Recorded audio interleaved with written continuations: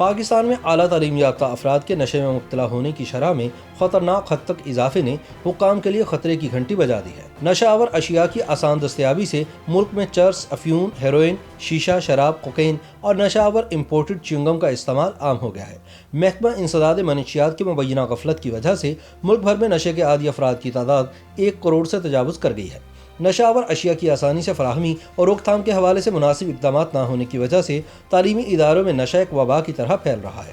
انسداد منشیات کے لیے سرگرداں سماجی اداروں کے مطابق پچھلے کچھ عرصے سے ملک میں تعلیمی اداروں میں منشیات کے استعمال میں اضافہ ریکارڈ کیا گیا ہے۔ کچھ ناعاقبت اندیش عناصر ملک کی نوجوان نسل کی رگوں میں نشے کا زہر اتار کر ملک کے مستقبل کو تباہ کر رہے ہیں۔ ان کا کہنا ہے کہ کرونا وائرس کی وجہ سے بھی لوگوں کی پریشانیوں میں اضافہ ہوا ہے۔ صرف اپریل 2020 میں لاک ڈاؤن کے دوران لاہور کی مختلف سڑکوں، باغوں اور پارکوں میں منشیات کے عادی افراد کی 51 لاشیں ملی۔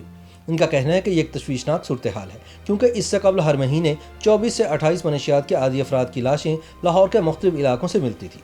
حکومتی سطح پر منشیات کے عادی افراد کے علاج و معالجے کی سہولیات کی کم اور محدود پیمانے پر دستیابی کی وجہ سے منشیات کے عادی افراد کی تعداد میں ہر گزرتے دن کے ساتھ اضافہ دیکھنے میں آ رہا ہے۔ دوسری طرف قانونی ماہرین کے مطابق سابق وزیر اعظم بینظیر بھٹو نے اپنے دور اقتدار میں سن 1993 میں قومی انسداد منشیات پالیسی بنائی تھی، جس کے باعث کئی ادارے اور ڈرگ انفورسمنٹ اسٹرکچر وجود میں آئے۔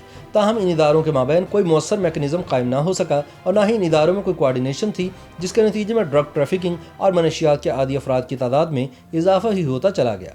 ماہرین کے مطابق ملک میں ہیروئن اور آئس کے استعمال میں خطرناک حد تک اضافہ ہو رہا ہے اور یہ دونوں نشے سب سے زیادہ جان لیوا ثابت ہو رہے ہیں۔ ان کے بعد انجیکشن کے ذریعے نشہ کرنے والوں کی تعداد گو کہ کم ہے، لیکن یہ تو بالکل موت ہے۔ ماہرین کے مطابق علاج سے زیادہ نشے کے عادی افراد کو گھر والوں کی توجہ چاہیے، لیکن بیشتر خاندان اس عادت کو نہ چھوڑنے والوں کو دھتکار دیتے ہیں۔ ان کے خیال میں جسمانی، جذباتی، جنسی بدسلوکی، معاشی بدحالی اور احساس کمتری منشیات کے استعمال میں اضافے کا موجب بن رہی ہیں۔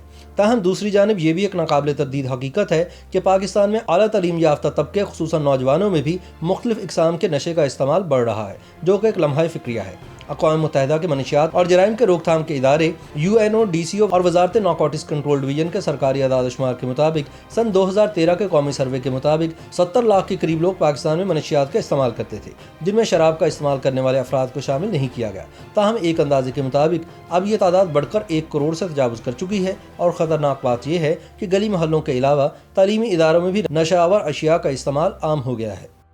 YouTube پر گوگلی نیوز دیکھنے کے لیے youtube.com کی سرچ بار میں گوگلی نیوز TV ٹائپ کریں۔ گوگلی نیوز کے پیج پر سرخ رنگ کے سبسکرپشن والے بٹن پر کلک کرنا نہ بھولیے۔ YouTube پیج پر اپلوڈ ہونے والی ویڈیوز سے باخبر رہنے کے لیے بیل آئیکن پر کلک کیجیے۔ آپ کو ہر نئی ویڈیو کے بارے میں نوٹیفیکیشن موصول ہو جائے گا۔